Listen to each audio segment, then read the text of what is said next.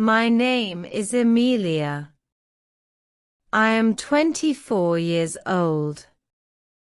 I grew up in a small town where people always said, "Work hard, and you will live a good life."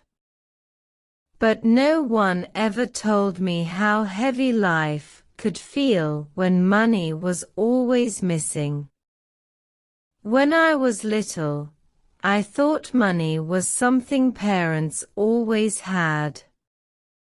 I thought if you wanted food, you went to the shop.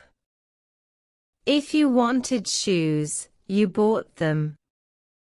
I thought life was simple. But I learned the truth too early. My father was a kind man, but he was poor. He worked in a factory. His hands were always rough, his face always tired. My mother cleaned houses. She left early in the morning and came home late. They worked hard, but still, bills were always waiting on the table. Sometimes we ate bread and tea for dinner. I remember my mother whispering, "We will be okay," but I could see in her eyes that she was not sure.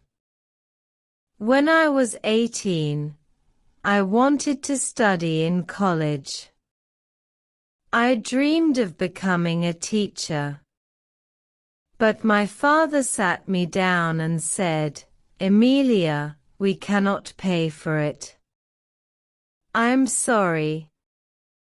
I smiled and said, "It's okay," but inside, I felt my dream break into pieces. That night, I cried quietly into my pillow so no one could hear.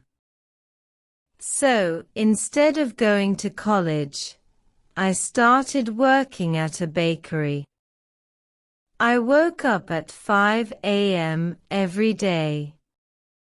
I baked bread, cakes, and cookies. My hands smelled of flour and sugar, but my heart smelled of tiredness. I wanted more, but I kept telling myself, "This is life. Don't complain." One evening, my father came home early. He looked pale. He said his chest hurt. We rushed him to the hospital. The doctor said he had a weak heart and needed rest. But how could he rest? If he stopped working, there would be no money for food, no money for rent. So, I made a choice. I told my father to stop working. I said, "I will take care of it." I worked longer hours. I cleaned houses after my bakery job. I hardly slept. My feet hurt. My back hurt. But I kept going. Every night I whispered to myself, "Money doesn't grow on trees. You have to fight for it." There were days when I wanted to give up. Days when I opened my purse and saw only coins. Days when I stood in the shop and had to choose between buying milk or buying rice. I hated those moments. They made me feel small, like the world was too big for me. Sometimes, when I looked at my friends on social media, I saw them smiling in fancy clothes, eating in restaurants, traveling to new places. I felt jealous. I felt forgotten. I felt like I was stuck in one place while everyone else was moving forward. But then I looked at my father resting, and my mother smiling with less worry on her face, and I told myself, you are doing this for them. That is enough. One winter night, after finishing my work, I walked home. The streets were quiet. My hands were cold. I was carrying a small bag of groceries, bread, eggs, and tea. That was all I could afford. When I reached home, my mother hugged me. She said, "Emilia, you are stronger than I ever was." Her words made my eyes wet. For the first time, I felt proud of myself. Life did not get easier quickly. There were still struggles.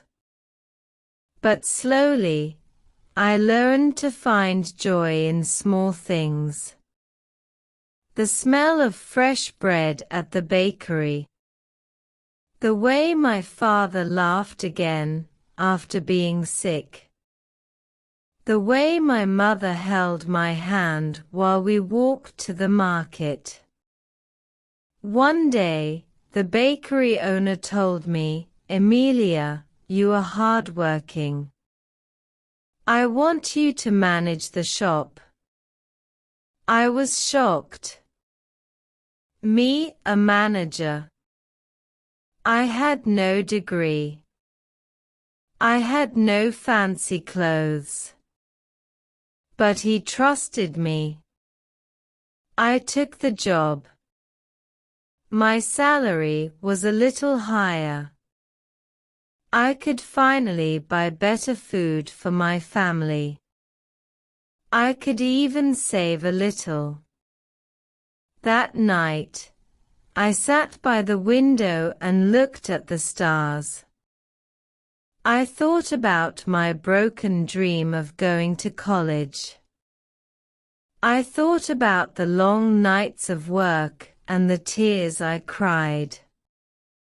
But I also thought about how far I had come.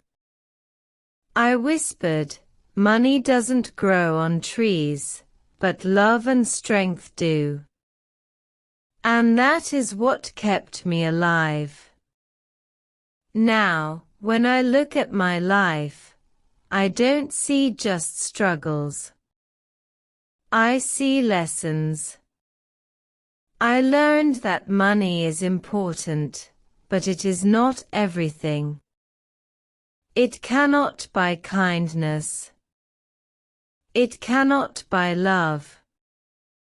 My family gave me love, and I gave them strength. That is our wealth. I still want to study one day. Maybe I will, maybe I won't. But for now, I wake up every morning, tie my hair back, and go to the bakery with hope. When I hand bread to a customer, I remind myself that life may be hard, but I am harder. This is my story. My name is Emilia. I am not rich. I am not perfect. But I am alive, I am strong, and I am still moving forward. If this story touched your heart, don't forget to like, comment, and share. Thank you so much for listening to my story.